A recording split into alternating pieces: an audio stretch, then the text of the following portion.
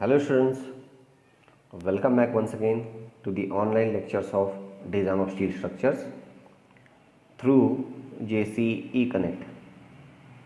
So in the last session we have discussed about the plastic behavior of the section or the plastic analysis of the section. Okay, and we have seen how because of plastic analysis how there is a load carrying capacity, increase in load carrying capacity, and even how the behavior of the section transfer from elastic movement or yield movement to plastic movement MP. How a section with an increasing movement transfer its behavior from elastic stage to plastic stage or yield moment capacity to plastic moment capacity. Okay, so we have seen in the last session. I'll just recall. Okay, so we have seen a beam of a cross section, imaginary cross section, when it was loaded with a couple at both ends. Okay, so we have seen the elastic behavior, elastoplastic behavior, and fully plastic behavior, how it will transfer stage by stage from elastic to elastoplastic and from elastoplastic to fully plastic. Okay, so what we understood from the previous session, so that is, first of all, elastic design principle. We understood what is elastic design principle. Okay, that is, what is elastic design principle.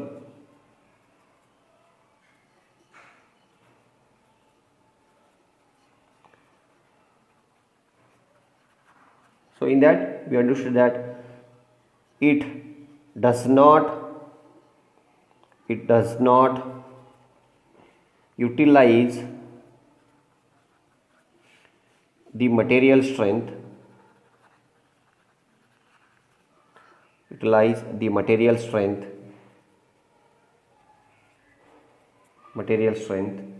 beyond the yield value.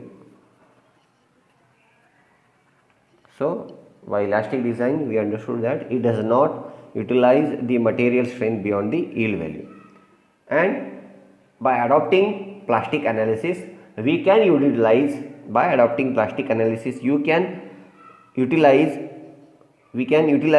the strength, the reserve strength available in the material. But because of that there are some losses and there is some gain. By adopting plastic analysis there are some drawbacks also, or there is a gain or even there is a loss. So what is that gain? By adopting plastic analysis, what is the gain?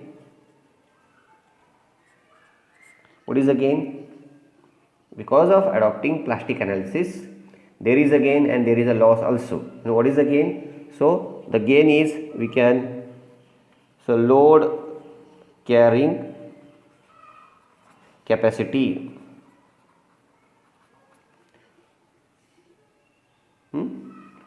will enhanced. The load carrying capacity will enhance, that is a gain. And also we have to see what is the loss. By adopting plastic analysis, what is the loss? The first is promoting to permanent deformation. So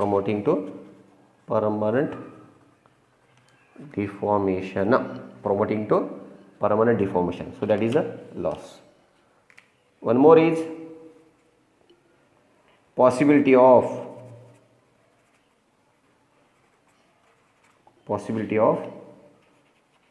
catastrophic failure or sudden failure. the possibility of catastrophic failure. There is one more loss by adopting the plastic behavior. How it is possible? Why there is a catastrophic failure in plastic analysis? Why there is a catastrophic failure? Because here, when the material transfer from elastic to plastic, when it reach the plastic stage, it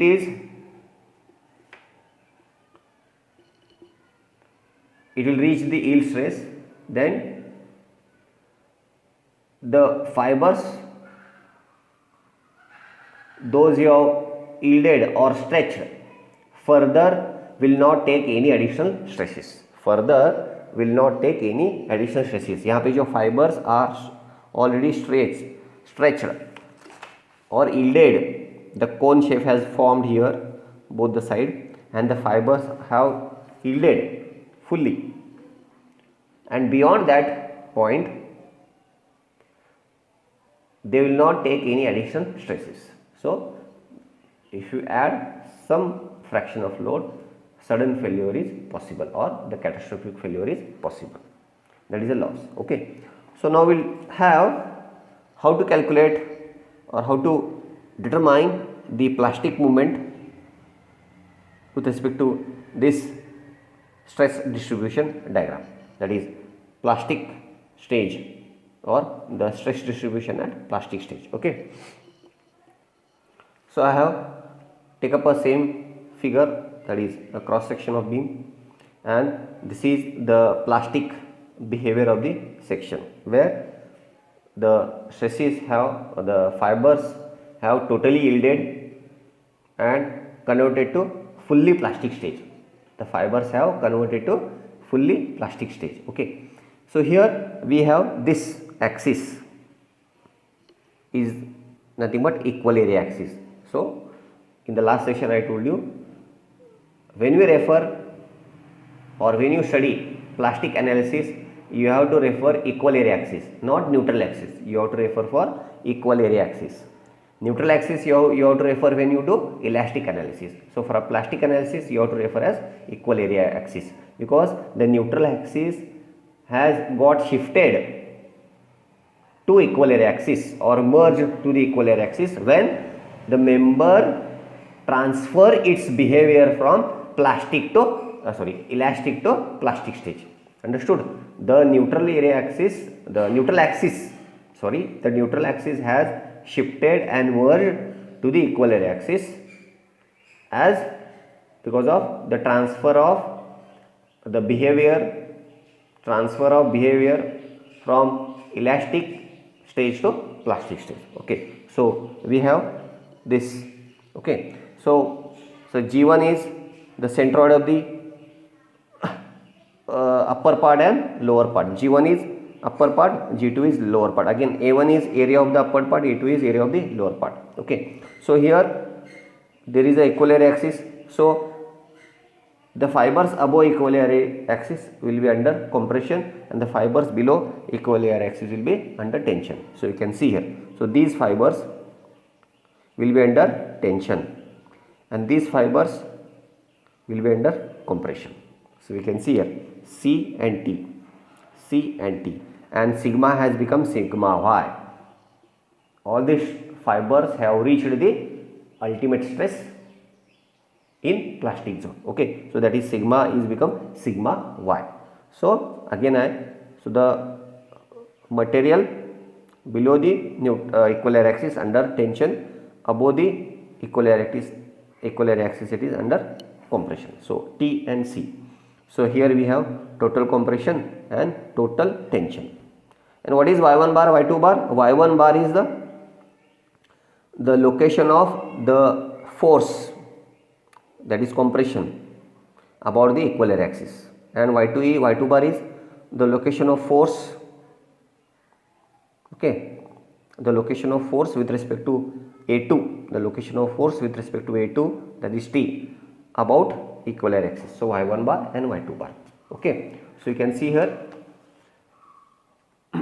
that is, what is G1? G1 is centroid of compression, G2 is centroid of tension, because G1 is under the fibers compression, G2 is under the fibers under tension. Okay, and A1 is area subjected to compression, A2 is area subject to tension. So A1 compression, A2 tension. So therefore now we have to find out the magnitude of compression and tension. तो क्या होगा? So C is total compression, T is equal to total tension. So C is equal to stress into area. So you can see here. So what is stress? Force by area. Now I want force. So how you calculate force? How you define force? So P is equal to stress into area. P is equal to stress into area. So same here. So the total compression is stress. So for compression, the fibers under compression, the stress is sigma y into area, that is A1, the area of compression part. So that is A1. Total tension, again stress sigma y, stress sigma y, okay, under tension into A2. So that is area under tension. So sigma y into A1, sigma y into A2. Okay. So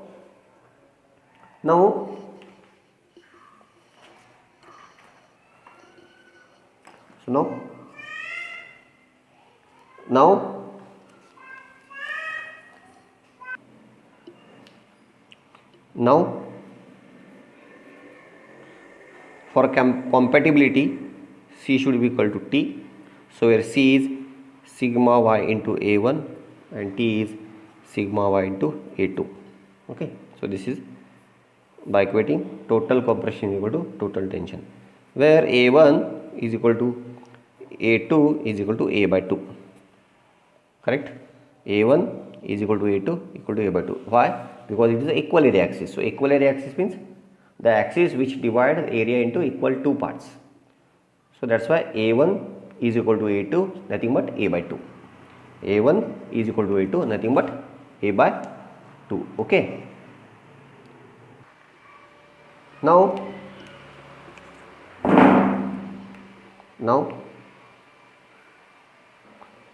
taking moment of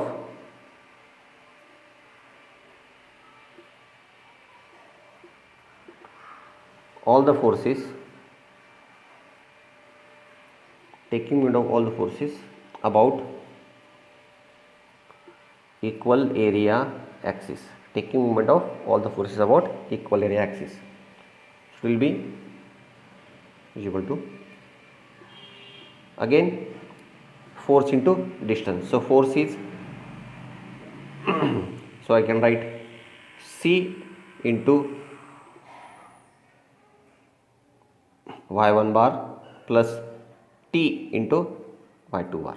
So that is C into y1 bar plus T is equal to y2 bar. So what is C?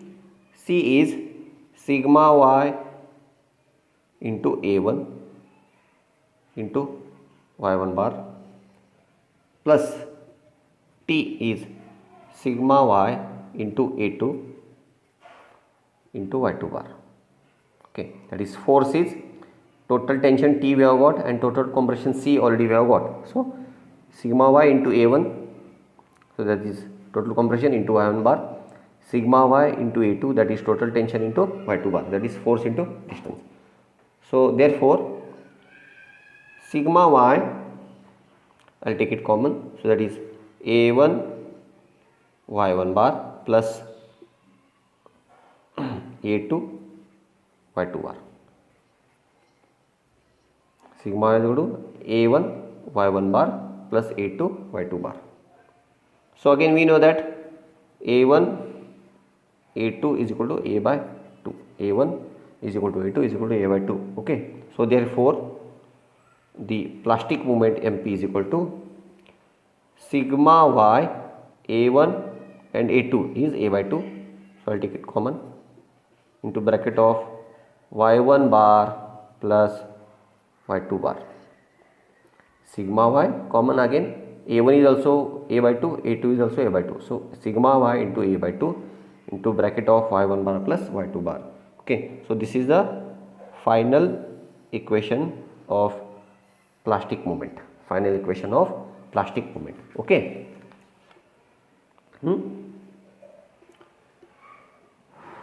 So here also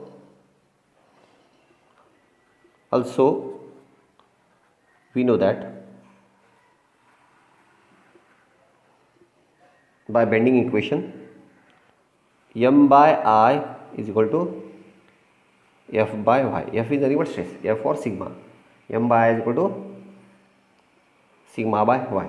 So if you want m, so how you calculate m? So therefore m is equal to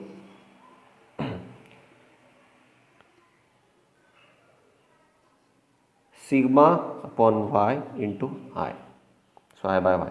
So where again I rewrite sigma into z. So I by y is equal to nothing but z.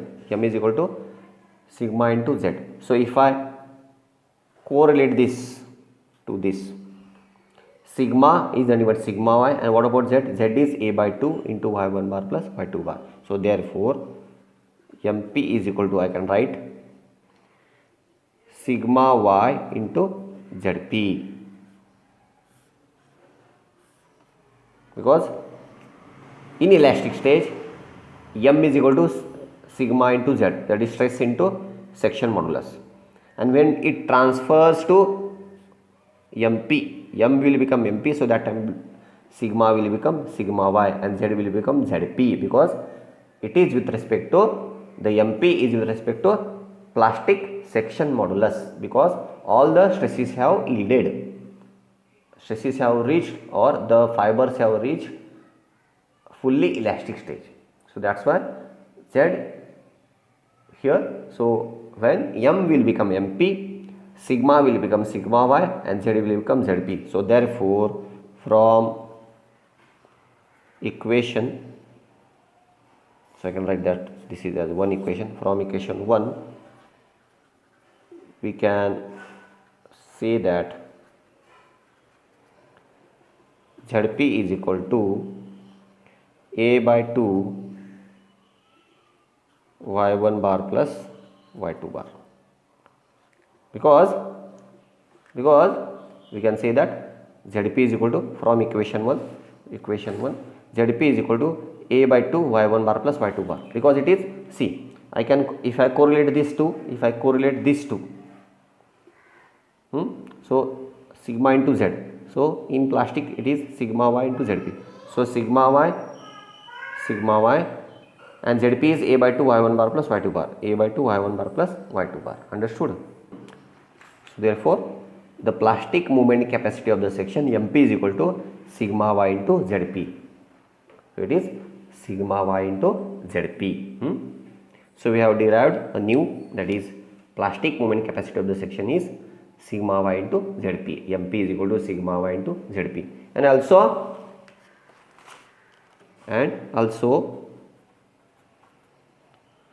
elastic movement capacity,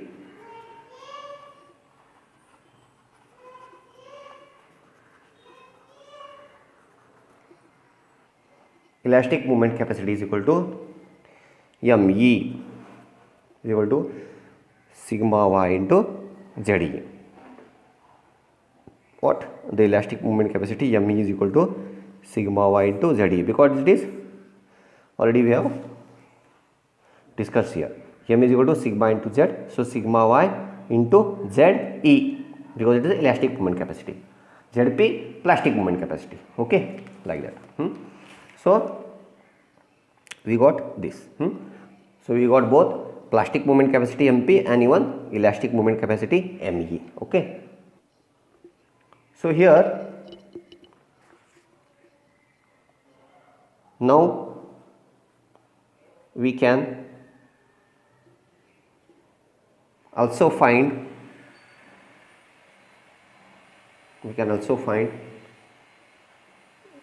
ratio between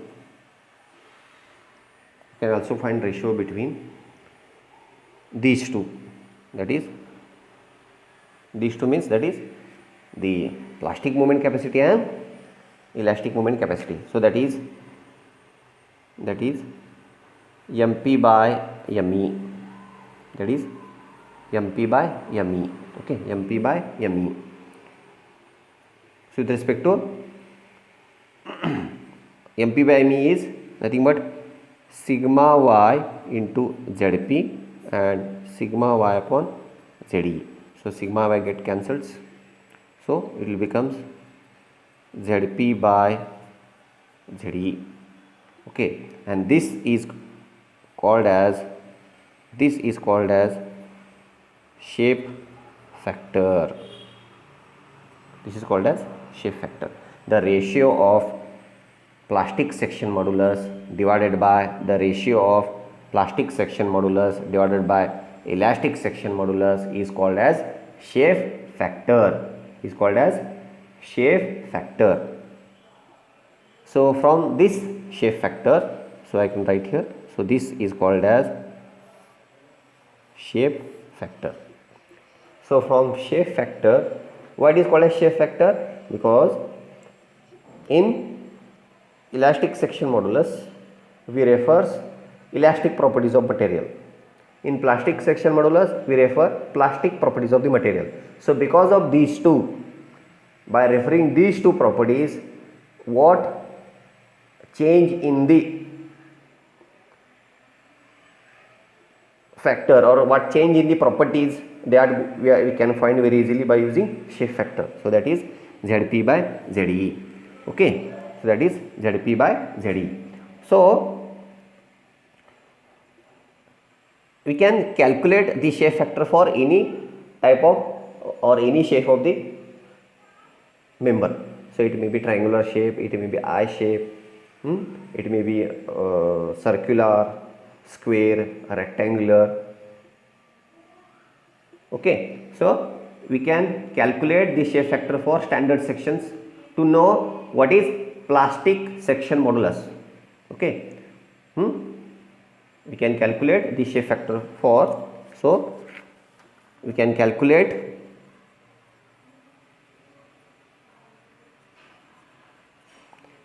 the shape factor, we can calculate the shape factor for different standard sections to study the behavior. By using this we can calculate the shape factor for different standard sections. Okay, matlab is by doing this we can conclude that, or we can study that based on change in the shape of the